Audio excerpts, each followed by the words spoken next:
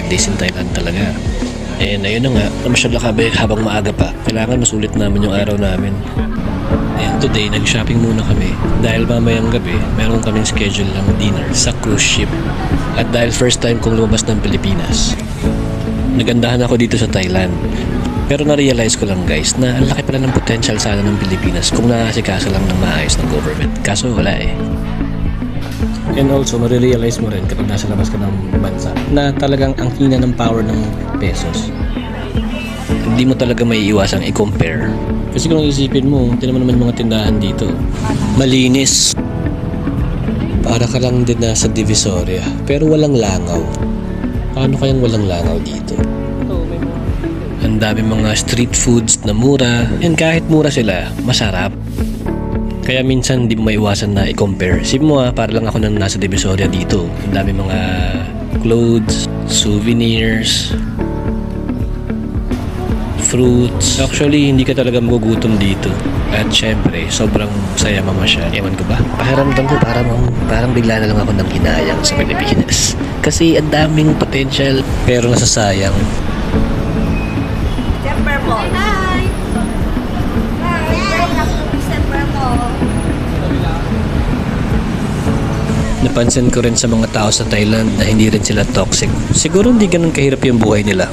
Ang pinagkaiba lang, medyo mas madisiplina lang siguro sila. Ngayon lang ako nakapunta ng palengking walang langaw eh. Diba? Doon pa lang parang ang laki na kagad ng pinagkaiba. At ang laki rin ng similarities, kaya natutuwa na rin ako. Akala ko kasi parang sobrang third world na ng Pilipinas eh. Pero pagdating mo sa Thailand, parang hindi naman ganun kalayo yung diferensya nila. Yung alam mo yun, may dami pa rin similarities. Pero sobrang magkaiba ng culture. Tsaka yung convenience para sa mga tourist. Napansin ko rin sa kalye, sa mga highway, sa mga motor. Ang daming mga motor pero grabe. Nakakatuwa yung disiplina nila. Unlike sa Pilipinas na bardagulan, hindi ka makakapag-drive ng relax. Halos lahat aggressive, lalo na pag rush hour.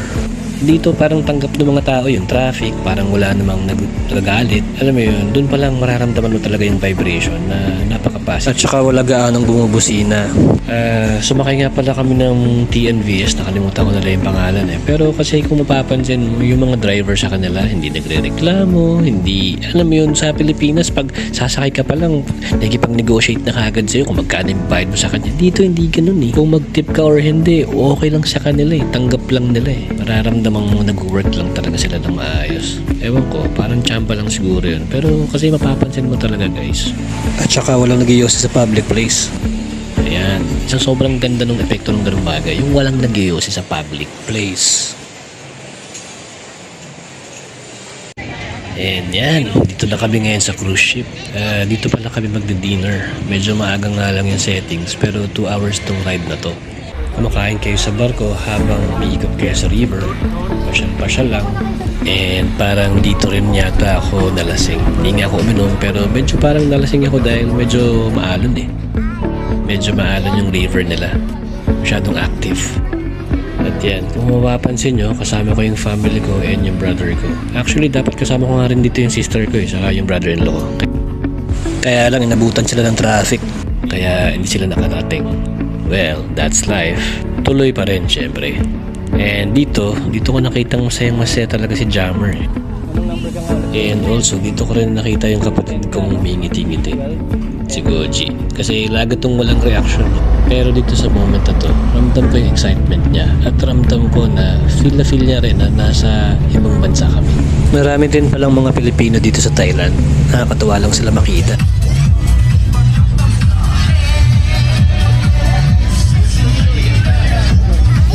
Nakakatawa talaga to si Jammer. Ang tweet niyang sumayaw. Actually, paborito siya ng mga local dito.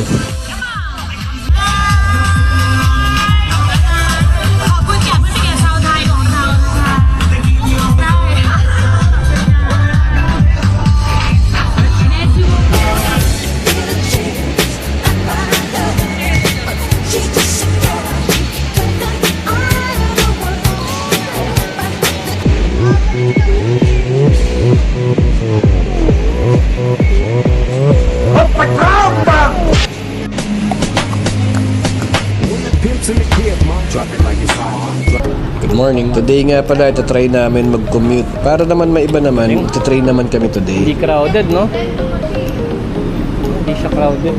Parang tayo lang yung tao. Parang sa Paris, no? Yung malaki? Do not lean against the rail. Yung malaki? Diba? Yung may bantay sila no? Nakakatawa nga pala mag-commute dito sa Thailand, guys. Hindi wild at hindi rin seksikan. First time nga pala na Jammer sasakay sa train. Dito kasi child-friendly. Kahit na may kasama kang bata, siguradong safe sila. And nag-enjoy si Jammer. Nakakapanibago yung feeling. Pag sinabi kasing commute, parang iba yung pupasok sa isip ko eh. Pero nung nag-try kami dito sa Thailand, nag-enjoy kami. Kitang-kita mo naman kay Jammer kung gaano ka-excited. Hindi siya sa lubong. Oo, ganun yun. And also, 3 beses pala kaming sumakay ng train. Magkakaiba sila pero connected yung mga trains na yun. BTS, MRT at ARL.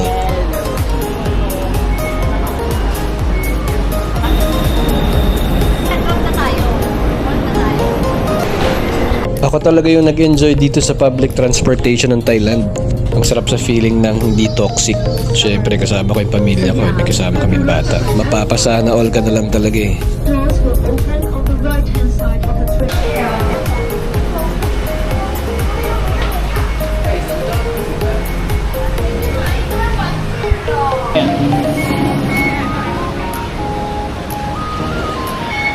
Nag-install na rin pala ako ng translator kasi karamihan sa mga signs hindi naman siya English and minsan wala rin siyang mga alphabet.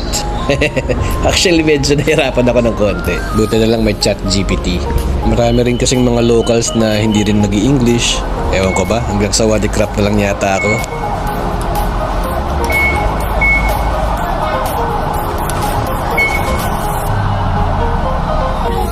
After ng train, eto naman, yung free ride. Ang galing, di ba? Merong free ride. Parang di naman yata ako sanay ng free. Dito lang ako naka-experience ng free ride. Punta pala kami ng Asiatic or Asiatic. Di ko alam. Pagbaba namin ng BTS, Asiatic boat ferry naman.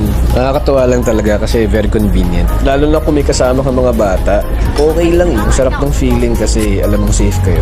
And digit sa lahat, free ride.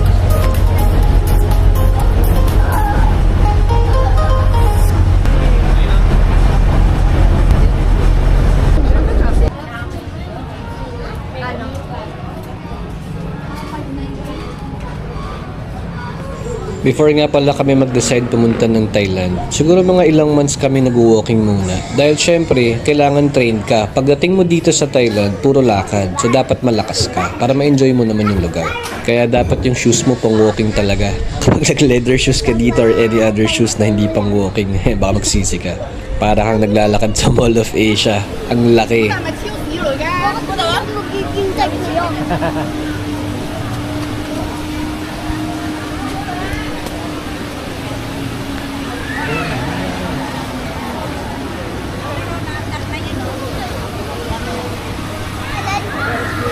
Kanina pa yan? Kanina pa natanggal.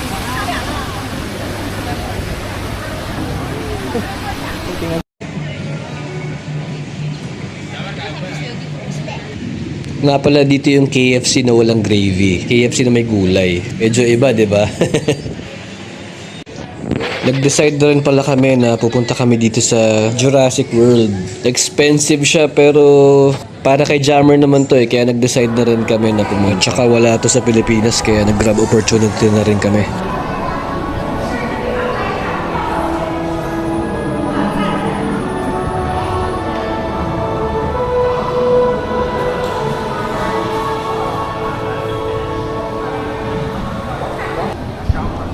Naka-design.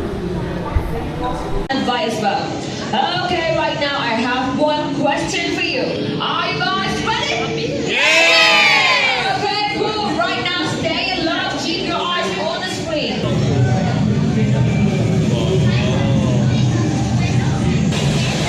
Relax, everyone. It's okay. It's just not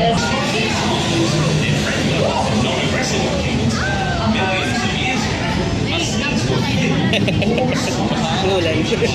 including secured in Mosasaurus Lagoon.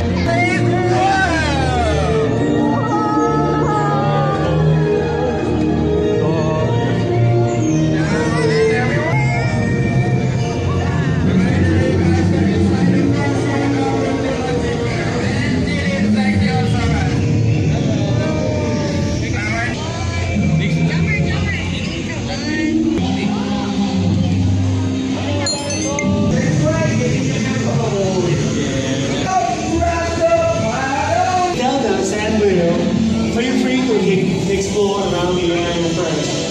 Take photos as you are there. Raise your hands to the picture beside. Thank you.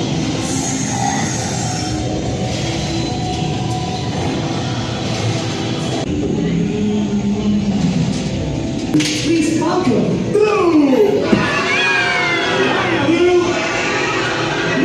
Stand down, Bill. Please stand down. That's it. Good. Here. Great. One. And eyes up, girl. Good job, guys. Clap the world. Now, would like to become the doctor. Wrangler, like I said. Blue. Eyes on me. Say eyes on me.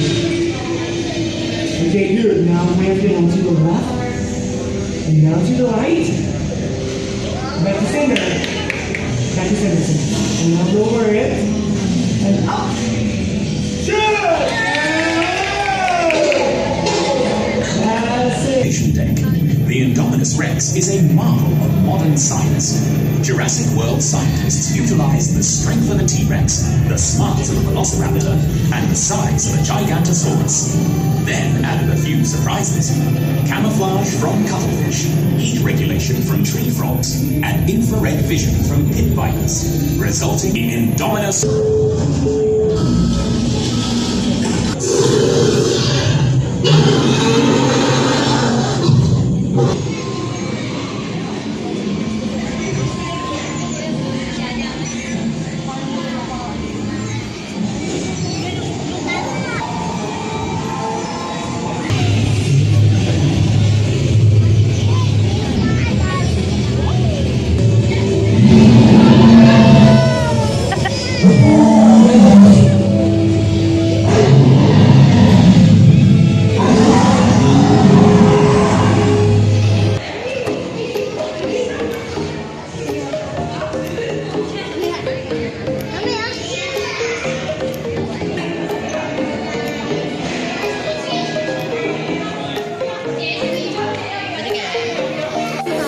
Oo.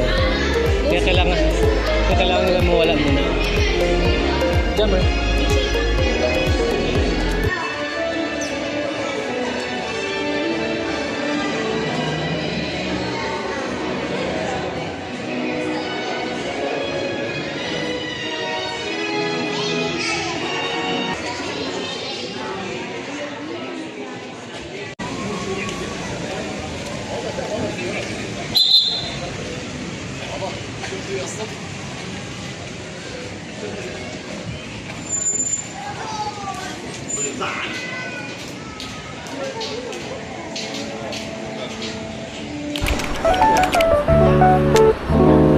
Ito pala yung pinakamasayang araw para sa akin.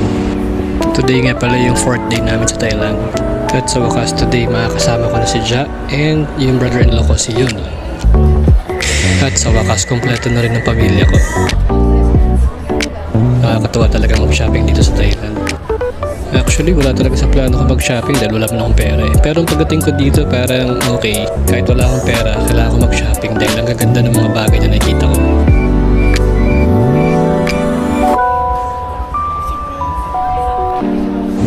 Today, dito lang kami namasyal sa mga mall para malapit lang. Medyo minsan pag nag-traffic kasi hindi mo rin matansya yung oras. Sakto kasi meron silang construction dun sa main road nila.